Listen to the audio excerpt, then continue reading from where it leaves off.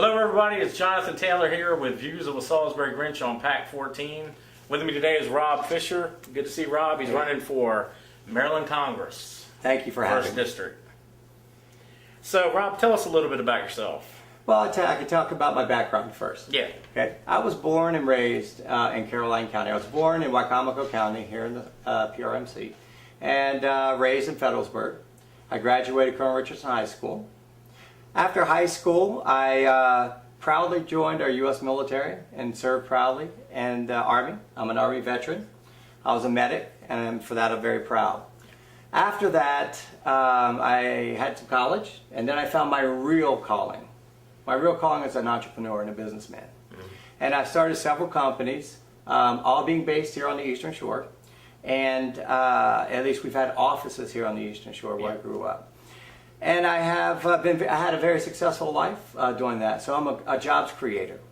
And the reason I got into this race is because I believe I am the only jobs creator that's in the race, number one. Number two, we're at 14% unemployment here. And that's unconscionable. That's some of the highest in the USA. Mm-hmm. And if you take a look at the state of Maryland, there's no reason for us to have that unemployment rate. Yeah. And I believe that I can bring my entrepreneurial spirit to Congress to do two things. Help fix this economy and stop this reckless spending. Is there anything that you've seen in Maryland's 1st Congressional District that you would like to change, or you've seen that you really definitely would like to do differently? At 100%. And that's part of my platform. My three tenets of my platform are, and the first two questions I've asked our legislators. Where are the jobs? Where are the jobs? Where are the jobs? For years and years and years. The reason that our high school and college graduates, why are they leaving the district when they graduate? And the question is, or the answer to that question is, there are no jobs to move into. Yeah. So what I can do differently is this. I want to create an environment of capitalism and free enterprise. And within that environment, we also want to lower taxes on small businesses. We have to lower taxes on small businesses. Mm-hmm. The American small business has been the engine and the backbone of this economy since our founding fathers set up this great country. And if we are going to eliminate the small business, which this government seems like they are moving towards that, yeah. They're moving against capitalism and free enterprise, and they're building a bigger government. And what we want to do is we want to have an environment where small business can thrive. Mm-hmm. What will they do? They'll expand and grow. They'll hire new employees. Those employees will then start buying goods and services and pump that money back into the economy. Okay, and that's how we get this economy going again. That's the only way that we've been able to get this economy going. Big government is not the way to get this economy going. So what would I do differently? I provide an environment where capitalism and free enterprise can thrive. Small businesses can grow. And I'd like to take the 1st District, and why can't we turn it into the next high-tech area, zone? It's an enterprise zone, it's a hub zone in some areas. There are benefits for that. We have plenty of land. Mm-hmm. I'm a defense contractor by trade, so we're 90 miles outside of the D.C. Blast zone. You can get here by plane, train, car, boat, rail, and we've got the communications backbone to be able to support that. So why not bring those 6-figure plus paying jobs into the district, whether that's high-tech biotechnologies, mm-hmm. whether that's high-tech cybersecurity, whether that's new grid technologies, new energies. There are a lot of new ways that we can bring and court these companies to come in to this area and do that. And that's my pledge to the people of the 1st District, is to do what I do best, create jobs. One of the things that's being talked about is, what is your take on the fair tax issue? Well, the fair tax issue is wonderful. You've got, first we have the flat tax, and then we're talking about the fair tax. I think that we need some changes to this U.S. tax code that we have currently. And but it's going to take a ratification, a change of amendments. 3/4 of the states have to agree, and then we need to repeal an amendment to do it. Can it be done? Yes. I believe that fair tax is something that we can look into as a country, and if it would benefit our country, then absolutely we go for it. If it creates jobs, it's something I'd benefit. I'd vote for. If it's good for the individual and individual's freedoms and liberties, I would vote for.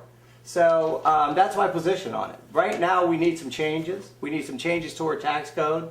When we have the jobs that were created were 16,000 IRS agents as part of Obamacare to go after businesses, small businesses, the backbone of this engine in society, and try to enforce laws because they're not paying health care.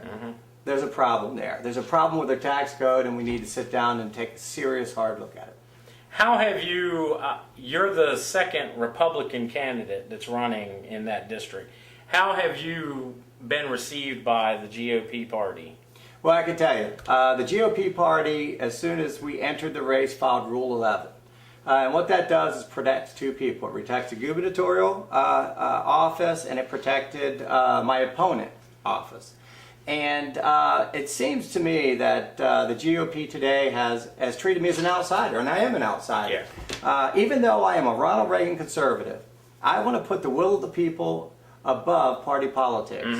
I want to make sure that that the Constitution comes first. Yeah. So we can keep this great country of ours. And it seems to me that the GOP in Maryland has what they call a good old boy network, and they pick who they feel is the appropriate person, as opposed to, they think they're smarter than the voters, that they can pick, tell you who to vote for, as opposed to a primary, which is the way our country was founded and the way elections are supposed to work, where people get to choose the candidate that best suits them person.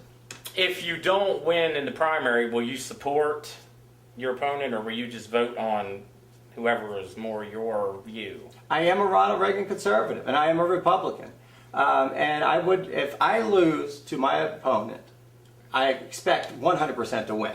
Yeah, If I lose to my opponent, I would expect the same from him that I would give him, which is 100% endorsement. Got it. Is there anything that you want to say to the voters as we finish up here that you'd like to get a message out to people and let them know before they head to the polls? Absolutely. My name is Rob Fisher. I'm not a career politician. I am a business owner. If we're going to change Washington, we need to change the types of people we send to Washington. The doctors and the lawyers have had their chance. They've gotten us in this mess. And it's going to take a businessman, a true proven businessman, to get us out of this mess. And I believe, again, if we need to make that change, then we need to change who we're sending. I will put the Constitution first. I will put the people of the 1st District above party politics. You're not going to get that on either side with my opponents. And I'd appreciate your vote. Thank you very much. Thank you, Rob. Appreciate you sitting down with us. Thank you so much. Thank you, everybody.